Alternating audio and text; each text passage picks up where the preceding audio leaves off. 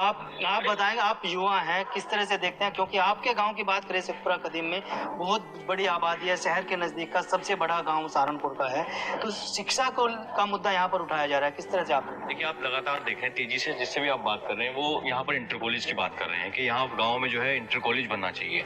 लेकिन अब तक जहाँ पर जितने भी प्रधान रहे हैं उन्होंने कभी नहीं चाहा कि इस गांव में इंटर कॉलेज बने, क्योंकि उसका कारण है कि अगर यहाँ गांव में इंटर कॉलेज बन गया तो यहाँ के लोग जो है पढ़ने लिखने लगेंगे, वो शिक्षित हो जाएंगे और शिक्षा ही एकमात्र सहारा है जो गरीबी दूर कर सकता है। शिक्षित हो गए आदमी जो है आईएएस पीसीएस बन सकता है, शिक्षित हो गए आदमी जो है एक बड़ा अधिकारी बन सकता है, नेता बन सकता है, वो बड़ी बड़ी बिल्डिंगें खड़ी कर सकता है, इंजीनियर बन सकता है। वो चाहते तो अब तक इंटर कॉलेज बन चुका होता, किसी को तो देखो आगे आना पड़ेगा। हमने आपत्ति दर्ज कराई है, हमने डीएम साहब को ज्ञापन दिया, डीपीआरओ साहब को ज्ञापन दिया है कि इस बार जो है शेखपुरा कदीम की सीट आरक्षित हो, और वो हो भी रही थी। तो हम लोग लड़ाई लड़ रहे हैं, लगातार हमारे साथ पूरा गांव खड़ा है। गांव में विकास कार्य वो किस तरह से देखते हैं, कितने विकास कार्य गांव में? अभी मैं आपको बताऊं, अभी ये जो सड़क आप देख रहे हैं चल रही है, ये अभी 5 साल की योजना बनी है, और अभी अगर मैं आपको सड़क से ले चलूं तो फट ली है, ये बीच से टूट टूट के बिखर ली है। तो ऐसा विकास भी क्या किस काम का? मतलब अगर किसी को जरूरत है 10 रुपए की और आप उसे फटा हुआ नोट दे के जा रहे हो, तो वो क्या मदद कर रहे हो आप उसको? समझ रहे ना बात को?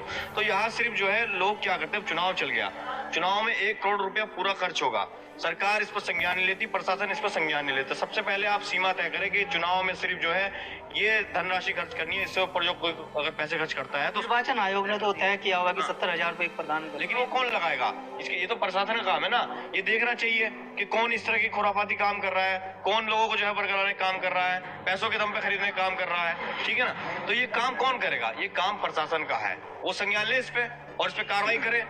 अब मैंने एससी सीट की मांग इसलिए की है क्योंकि एससी समाज बहुत गरीब समाज है, और मेरे समाजों को अभी आपने देखा होगा सब एससी समाज के लोग भी यहाँ मौजूद हैं, टोटल है, सब सर्व समाज है, एससी समाज की महिला भी 2-3 बैठी है। उन्होंने कहा कि बच्चियों को जो है स्कूल की जरूरत है, यहाँ पर इंटर कॉलेज होना चाहिए। शहर 5 किलोमीटर बैठता है, 10 रुपए किराया लगता है शहर तक जाने का, और वापस आने का 10 रुपए। गरीब आदमी जो 250 रुपए दिन के कमाता है, वो कैसे अपने बच्चों को शहर भेज देगा और कैसे उनको वापस बुलाएगा?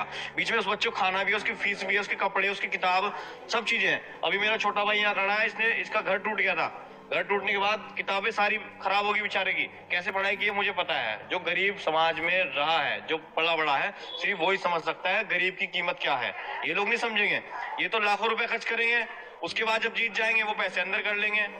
विकास के नाम पे क्या है कि कोई आवाज उठाए तो दिक्कत, और ना उठाए तो दिक्कत। समाजवादी पार्टी के नेता भी हमारे बीच मौजूद है और कांग्रेस के भी मौजूद हैं। मैं उनसे कहना चाहता हूं, अभी ये लगातार सरकार पे आरोप लगा रहे हैं, सरकार ये कर रही है। सरकार देखिए, कोई भी हो, कांग्रेस हो, समाजवादी हो, बसपा हो, सपा हो, XYZ, कोई भी सरकार, वो अपना काम बखूबी करती है, लेकिन असल जो चोरी चलती है वो असल चोरी यहाँ से चलती है। अब भाई का मकान आया है, भाई को अब तक जो है इसकी धनराशि नहीं मिल पाई है बेचारे। अब इसकी हालत देखिए आप, गरीब आदमी है, दिन के 250 रुपए कमाने वाला है, इसके बाद रहने को घर नहीं है, बकायदा लिस्ट में इसकी नाम है। ऐसे ऐसे लोग मैं आपको 20 दिखा दूं इस गांव के अंदर जो आज भी झोपड़ी में तिरपाल डाल के अपना गुजारा कर रहे हैं, उसमें पढ़ाई लिखाई कर रहे हैं।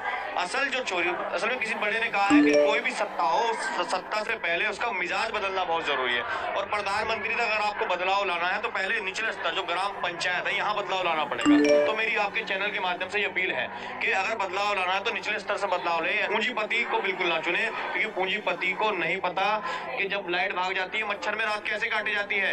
एक गरीब माँ का बेटा कैसे अपना जो है जीवन व्यापन करता है, 250 रुपए कमाने के बाद वो ट्यूशन की फीस कैसे देता है, ये पूंजीपतियों का नहीं काम है, ये गरीब लोग समझ सकते हैं। बस यही कहना चाहता हूँ। बिल्कुल, देखिए गाँव